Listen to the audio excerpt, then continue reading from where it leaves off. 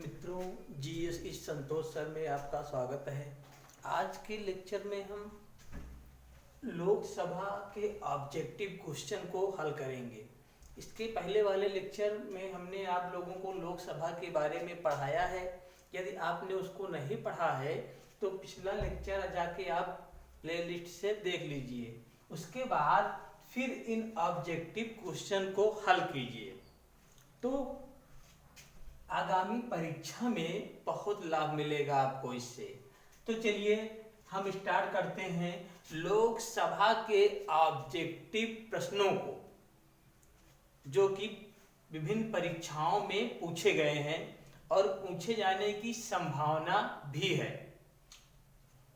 Question number 1 है दोस्तों, लोकसभा में राज्यों को किस आधार पर सीटें आवंटित होती हैं। लोकसभा में राज्यों को किस आधार पर सीटें आवंटित होती हैं। यदि आपने पिछला वीडियो नहीं देखा है लोकसभा का तो निश्चित रूप से उसको जाके देख लीजिए, उसके बाद इसको हल कीजिए। लोकसभा में राज्यों को किस आधार पर सीटें आवंटित होती हैं। ऑप्शन है आपके पास जनसंख्या के आधार पर, या क्षेत्रफल के आधार पर, या गरीबी के आधार पर, या भाषा के आधार पर। तो इसमें कौन सा ऑप्शन सही होगा ये आपको बताना है। क्वेश्चन है लोकसभा में राज्यों को किस आधार पर सीटें आवंटित होती है। जनसंख्या, क्षेत्रफल, गरीबी या भाषा। कौन सा ऑप्शन इसमें सही होगा? तो कौन सा सही होगा? जनसंख्या के आधार पर लोकसभा में जो सीटों का आवंटन होता है वह जनसंख्या के आधार पर होता है। इसको जान लीजिए दोस्तों, बड़ा ही अच्छा सा प्रश्न है ये।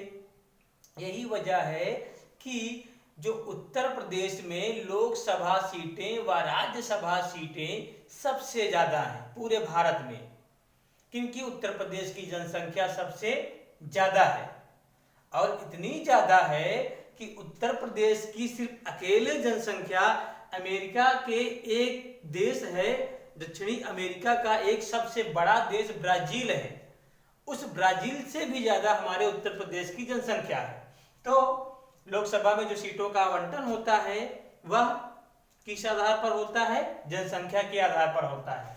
नेक्स्ट क्वेश्चन है, लोकसभा में सदस्यों की अधिकतम संख्या निर्धारित की गई है वह क्या है। लोकसभा में अधिकतम जो सदस्यों की संख्या निर्धारित की गई है वह कितनी है? ऑप्शन है 540 है, 545 है, 552 है या 554 है। तो कौन सा ऑप्शन यहां पर सही होगा? 552। अधिकतम संख्या जो निर्धारित की गई है वह 552 है। नेक्स्ट क्वेश्चन है, लोकसभा के प्रथम अध्यक्ष कौन थे। लोकसभा के प्रथम अध्यक्ष कौन थे? लोकसभा पढ़ाते समय मैंने पढ़ाया था, किंतु यह क्वेश्चन छूट गए हैं। वजह यह है कि उस समय कुछ टेक्निकल प्रॉब्लम आ गई थी वीडियो बनाते समय, तो लास्ट में मैंने इनको बताया है, फिर उसको आप यहाँ पे देख लीजिए। लोकसभा के प्रथम अध्यक्ष कौन थे? ऑप्शन है जीवी मावलंकर, एमए अयंगर, हुकुम सिंह या आचार्य कृपलानी। तो इन चारों में कौन सा ऑप्शन सही होगा? लोकसभा के प्रथम अध्यक्ष कौन थे? जीवी मावलंकर साहब थे। जीवी मावलंकर साहब थे लोकसभा के प्रथम अध्यक्ष। नेक्स्ट क्वेश्चन है, लोकसभा की प्रथम महिला अध्यक्ष कौन थी। लोकसभा की प्रथम महिला अध्यक्ष कौन है? नहीं, यहाँ पे थी होगा। लोकसभा की प्रथम महिला अध्यक्ष कौन थी? ऑप्शन है आपके पास विजय लक्ष्मी पंडित, सुचेता कृपलानी, तारकेश्वरी या मीरा कुमार। फिर से ऑप्शन सुन लीजिए, विजय लक्ष्मी, सुचेता कृपलानी, तारकेश्वरी या मीरा कुमार। इसमें कौन सा ऑप्शन सही होगा? कौन लोकसभा की प्रथम महिला अध्यक्ष थी? तो मीरा कुमार थी। मीरा कुमार सही है। नेक्स्ट क्वेश्चन है मित्रों, लोकसभा का पहला आम चुनाव कब हुआ था। लोकसभा का पहला मतलब प्रथम बार आम चुनाव कब हुआ था? ऑप्शन है 1953 को, 1952 को, 1951 को या 1954 को। तो सही ऑप्शन इसमें क्या होगा? 1952 को। लोकसभा का प्रथम जो आम चुनाव हुआ था वह 1952 में हुआ था। हमारा भारतीय संविधान 1949 को बनकर तैयार हुआ, 1950 को लागू हुआ। ठीक है, और 1952 में पहला आम चुनाव हुआ था। नेक्स्ट क्वेश्चन है, लोकसभा की वर्तमान सदस्य संख्या क्या है? लोकसभा की वर्तमान सदस्य संख्या क्या है? ऑप्शन है आपके पास 544, 552, 545 या 550। तो सही ऑप्शन क्या होगा? लोकसभा की वर्तमान सदस्य संख्या क्या है? 544, 552, 545, 550। क्या सही होगा? 545। लोकसभा की जो वर्तमान संख्या है मित्रों 545 है। पिछले वीडियो में हमने बताया है आप लोगों को कि 545 कैसे है, जिसमें से 530 जो लोकसभा की सीटें हैं इनमें से हमने बताया है आप लोगों को 530 आते हैं राज्यों से और 2 इसमें राष्ट्रपति जी 2 एंग्लो इंडियन को मनोनीत करते हैं। वह आना था 20 संघ शासित प्रदेशों से, किंतु संघ शासित प्रदेशों से सिर्फ 13 आते हैं। तो इस प्रकार 545 हो जाते हैं अगर आप जोड़ेंगे 530, 13 प्लस 2। लोकसभा और राज्यसभा में गणपूर्ति संख्या क्या है? लोकसभा और राज्यसभा में गणपूर्ति संख्या क्या है? ऑप्शन है आपके पास 1/6, 1/8, 1/10, 1/2। गणपूर्ति का मतलब है दोस्तों, यहाँ पर बड़ा ही अच्छा प्रश्न है कि जब लोकसभा की बैठक होती है या राज्यसभा की बैठक होती है तो उसमें सदस्यों की उपस्थिति को हम गणपूर्ति कहते हैं। तो लोकसभा और राज्यसभा में गणपूर्ति संख्या क्या है, अर्थात जिससे उस बैठक को सफल माना जाए?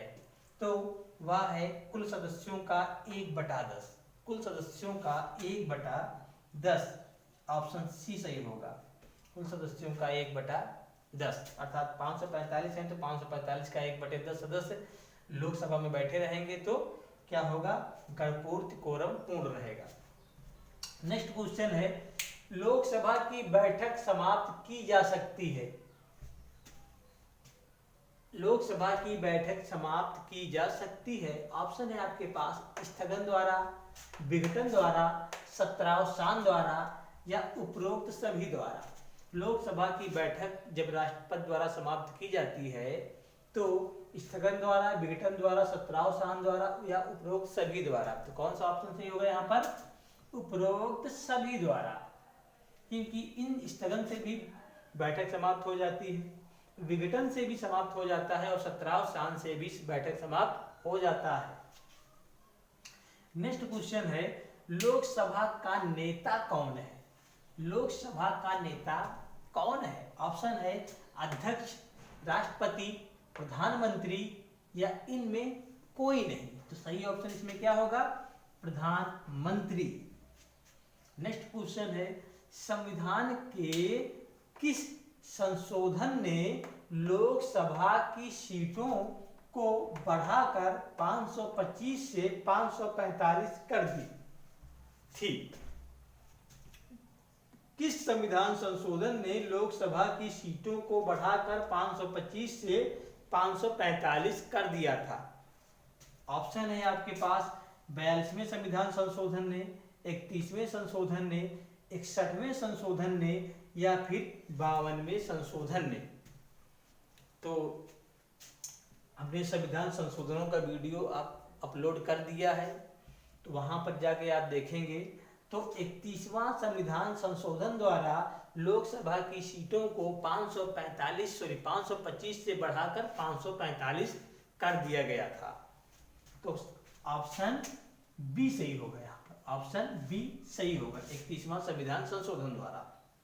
नेक्स्ट क्वेश्चन है, लोकसभा चुनाव का कोई प्रत्याशी अपनी जमानत खो देता है यदि उसे प्राप्त ना हो सके। लोकसभा चुनाव का कोई प्रत्याशी अपनी जमानत राशि खो देता है यदि उसे प्राप्त ना हो सके।